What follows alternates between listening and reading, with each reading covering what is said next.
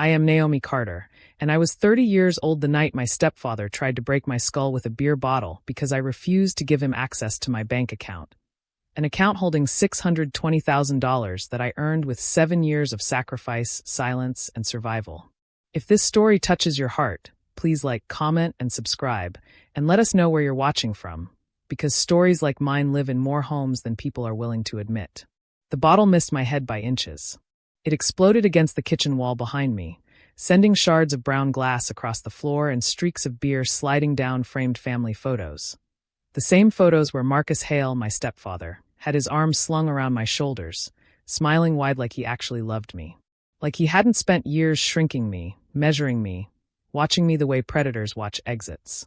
"You ungrateful witch," he shouted, his words thick with alcohol and entitlement as his hand reached for another bottle from the counter. "After everything I've done for you." My fingers trembled around my phone, but my voice stayed calm. Years of customer service and crisis management had trained me well. "Marcus, you're drunk," I said evenly. "We'll talk about this tomorrow. When you're sober." "Tomorrow?" He laughed, a sharp, broken sound that scraped my nerves raw. "I need that money now. Your mother said you'd help family. Or are you too good for us now?" That money wasn't luck. It wasn't inheritance. It wasn't a gift. It was 7 years of sleeping in my car between shifts. 3 jobs while I put myself through college. Weeks of ramen noodles and vending machine crackers. A digital branding agency I built from nothing. Cold emails, rejected proposals, unpaid invoices, and tears wiped away before Zoom meetings. That $620,000 was my blood, my discipline, my proof that I had survived. And suddenly, everyone wanted a claim. My mother, Elaine, appeared in the doorway, her face tight and unreadable. "Baby," she said softly, too softly, "just give him access to the account. He'll pay it back." That was the moment everything died. Not the bottle. Not the shouting. The illusion. They had planned this. My own mother, the woman who watched Marcus belittle my career, mock my independence, and question every decision I made, was now asking me to hand over my future like it was communal property. The liquid dripping down the wall wasn't just beer. It was the funeral of every lie I'd told myself about family. "No," I whispered. Marcus stepped closer. I dialed 911. While the phone rang, my mind dragged me backward through memories I had ignored for too long. I was 22, sitting in my old Toyota Corolla, crying after a double shift at a cafe and an overnight freelance contract. Marcus had just moved in with my mother. I'd been hopeful. Desperate, even. A father figure. Stability. Someone who would finally protect her. "You studying business?" he'd asked that first week, eyeing my laptop covered in marketing textbooks. "That's ambitious for someone from your background." I mistook condescension for curiosity. "I want to build something," I'd said. "Something that's mine."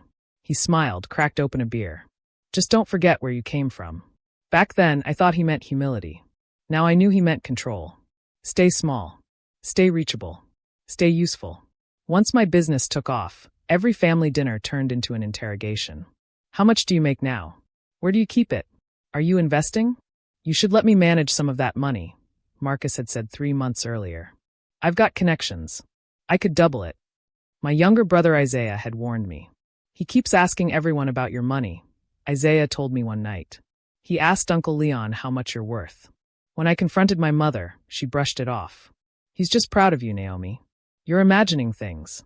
But paranoia is just pattern recognition when you've been ignored long enough. The sirens grew louder. 2 officers entered through the unlocked door. Officer Daniels, a black woman with calm authority, and her partner Officer Reed took in the scene immediately.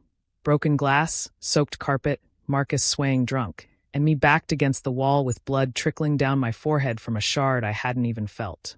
"She's disrespecting me," Marcus slurred. "This is my house. I'm disciplining my daughter." "I'm 30, I said quietly. "And he's not my father." Officer Daniels stepped between us. "Sir, did you throw that bottle?" She needed to learn respect. "That's assault. Turn around." The sound of handcuffs clicking felt like oxygen rushing back into my lungs. My mother screamed that I was ruining Christmas. That Marcus didn't mean it. That I was tearing the family apart. Isaiah ran downstairs, eyes wide. "Mom," he said, shaking. He threw a bottle at her head. "She's bleeding." "Stay out of this," she snapped. Officer Daniels looked at me gently. "You'll need to give a statement. And I recommend the ER." As they led Marcus away, he locked eyes with me. "You're dead to this family," he hissed. The door shut. Silence fell like ash. At the hospital, a tired resident stitched the cut above my eyebrow. 2 inches lower, she said, and we'd be talking about eye damage. Isaiah sat in the waiting room, avoiding my gaze. "How long?" I asked him later. "How long has he been planning this?" He swallowed. 3 months. Since you bought your house. He kept saying you owed Mom. That you should be giving at least $6,000 a month. $72,000 a year. For existing. That's when I understood. We were all trapped. The difference was I'd built an exit. Christmas morning, I woke up in my own house, a 3-bedroom home I bought outright. No debt. No co-signers. But freedom felt fragile. My grandmother Ruth arrived with a folder. Inside were screenshots. Messages. Bank statements. Marcus had been gathering intel on me for over a year. And then I saw it. A credit card. Opened in my name. Balance. $58,400. My mother had committed identity theft. The truth landed like a second bottle. This one finally hit. And everything changed. The room felt smaller after Grandma Ruth left the folder open on my kitchen table. Paper after paper told a story I hadn't wanted to believe. Screenshots of messages, bank statements, and quiet confessions passed between relatives who thought silence was safer than truth. Marcus Hale hadn't just snapped on Christmas Eve. He had been circling for over a year, mapping my finances like a hunter studies terrain. "He's been asking everyone," Grandma Ruth had said, her voice steady but tired. People thought it was pride. I knew better. The worst part wasn't Marcus. It was my mother, Elaine Carter, the woman who taught me how to braid my hair, who held my hand at my father's funeral, who promised no man would ever come before her children, had opened a credit card in my name and handed it to a man who drank away afternoons and gambled through nights. $58,400. Debt created without my consent, without my knowledge, without a single apology. Isaiah stood near the doorway, hands shoved into his hoodie pockets. "She didn't mean to hurt you," he said weakly. "She meant to survive," Grandma Ruth corrected. And survival built on sacrifice always chooses the weakest person in the room. That person had been me. The phone rang later that afternoon.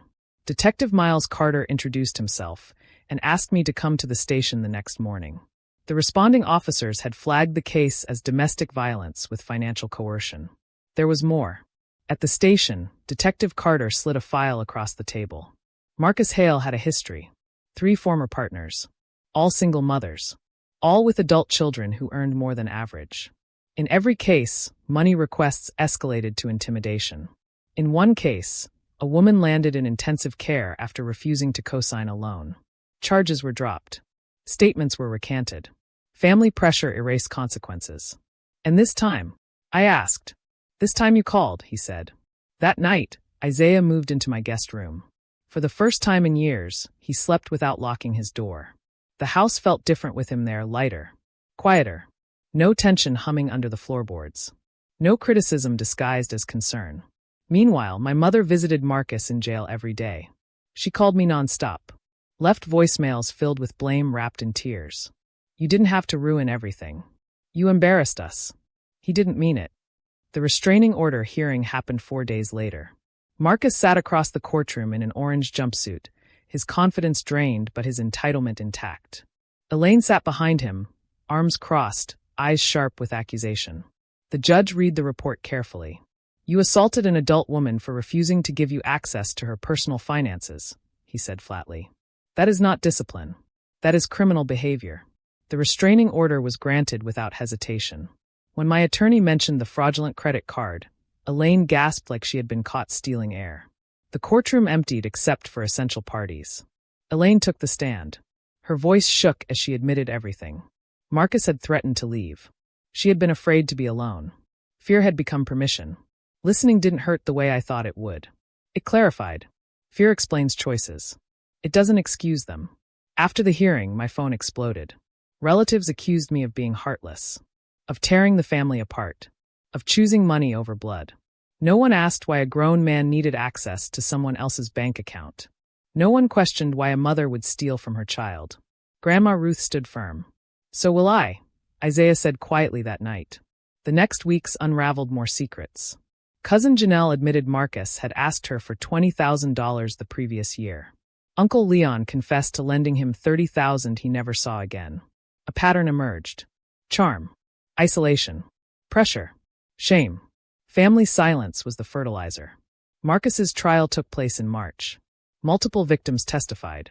The prosecution laid out 15 years of exploitation. When Marcus took the stand, he showed no remorse. They had money, he said. Family shares. The jury didn't agree. Guilty on all counts. 6 years. Elaine filed for divorce after sentencing. No apology followed. Only distance. Only silence. Isaiah graduated with honors that spring. He laughed more. Spoke freely. Peace changed him. Therapy changed me. It taught me that love should never cost safety. That boundaries are not betrayals. That walking away can be an act of survival. Some nights grief still visits. Not for Marcus. Not even for my mother. For the version of me who believed endurance was loyalty. For the girl who thought love meant sacrifice without limits. The scar above my eyebrow remains faint but present. A reminder. Protection is not selfish. Silence is not peace. And survival sometimes requires choosing yourself, even when it costs you a family that never truly protected you. The house settled into a rhythm after the trial ended. Not the tense, tiptoeing rhythm of survival, but the slow, steady cadence of safety. Mornings started without bracing for criticism. Evenings ended without rehearsing arguments that never needed to happen. Silence no longer felt dangerous. It felt earned. Isaiah thrived. Away from Marcus's constant surveillance and our mother's quiet enabling, he changed in ways that surprised both of us. His shoulders relaxed. His laughter came easily. He studied without fear of being mocked for ambition. Watching him heal confirmed something that therapy had already started to teach. Abuse does not always leave bruises, but freedom always leaves evidence. Elaine, on the other hand, unraveled. She drained savings trying to bail out a man who never loved her. Took loans for legal fees that only delayed the inevitable. When the sentencing came down, reality arrived uninvited. Marcus received 6 years. No charm could negotiate that away. She divorced him weeks later.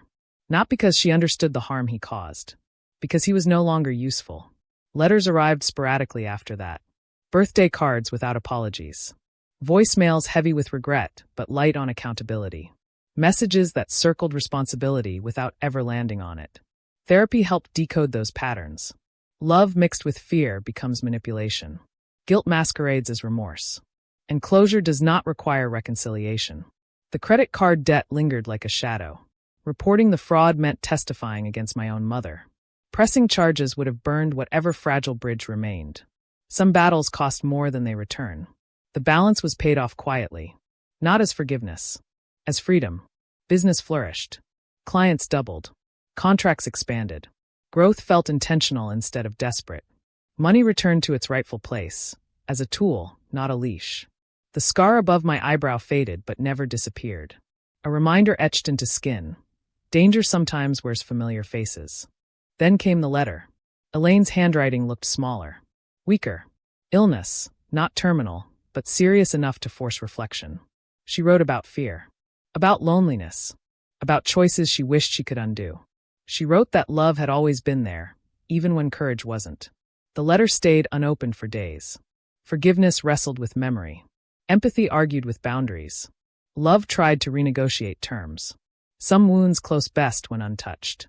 The truth settled gently but firmly. Compassion does not require access. Understanding does not demand proximity. Healing does not mean returning to harm. Isaiah asked one night whether reconciliation was possible. Maybe, I said. But not at the cost of peace. That answer surprised even me. Peace had become non-negotiable. The family gatherings continued without us. Photos appeared online, smiles stretched thin, captions loud with togetherness. Absence rewrites narratives. Silence invites assumptions. Let them assume. Those who mattered knew the truth. Grandma Ruth remained constant. So proud, she said often. Not for surviving, for choosing better. That distinction mattered. Survival reacts. Choosing builds. The chosen family grew quietly, friends who celebrated boundaries, mentors who respected autonomy, clients who valued expertise instead of entitlement. Belonging no longer required self-betrayal. Some nights grief still surfaced. Not for Marcus. Not even fully for Elaine. Grief for the myth of family as automatic safety. For the child who believed love never came with conditions. For the version of me who stayed too long, hoping effort could fix what accountability refused to touch. But grief softened with time. Understanding replaced guilt. Strength replaced silence. The bottle that missed its mark shattered something far more important than glass. It destroyed denial. And in doing so, it cleared space. Space for peace. Space for chosen love. Space for a life built without fear. Isaiah moved into his own place after graduation. The day he left, he hugged tightly. "Thank you for choosing us," he said. The truth echoed quietly. Choosing myself had given others permission to do the same. The house felt big again. Not empty. Open. The scar caught light in the mirror one morning. No shame followed. Only resolve. Protection is not selfish. Boundaries are not cruelty. Walking away from people who love badly is not failure. It is wisdom. And healing does not always look like reunion.